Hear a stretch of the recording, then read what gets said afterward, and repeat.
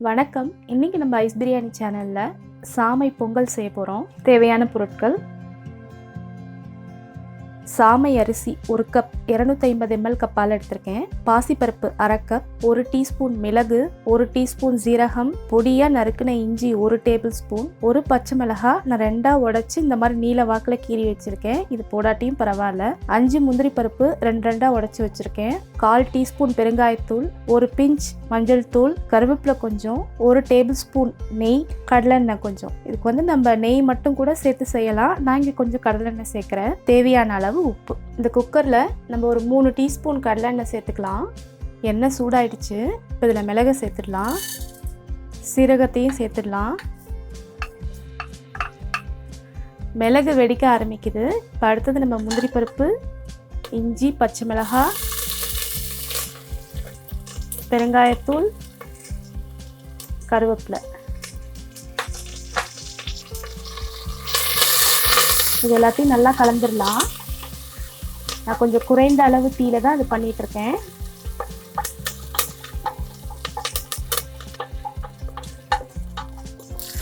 இந்த மிளகும் சீரகமும் நல்லா பொரிஞ்சதுக்கப்புறம் நம்ம இந்த பொருட்கள்லாம் போட்டு வதக்கணும்னா பொங்கல் நல்லாயிருக்கும். நம்ம இந்த பொங்கல் வைக்கிறது கடைசியாக தாளிச்சும் கொட்டலாம். இந்த மாதிரி முதல்லையே தாளித்து வைக்கலாம். இந்த பாசிப்பருப்பை ஒரு 2 முறை தண்ணியில் கழுவி வச்சுருக்கேன். இதையும் இப்போ நம்ம சேர்த்து கொஞ்ச நேரம் இதை வறுக்கலாம்.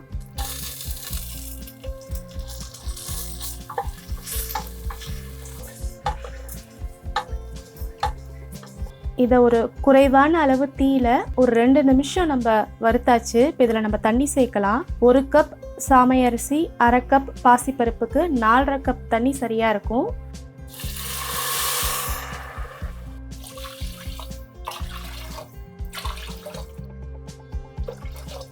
இப்போ இதில் மஞ்சள் தூளையும் சேர்த்துடலாம்.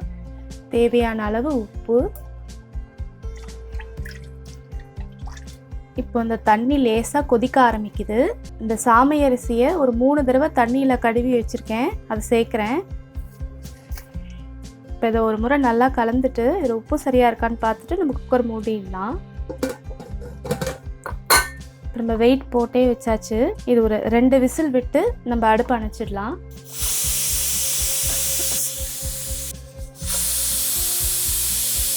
குக்கரில் ப்ரெஷர் போயிடுச்சு. இப்போ நம்ம திறந்து பார்த்துடலாம் எப்படி இருக்குன்னு.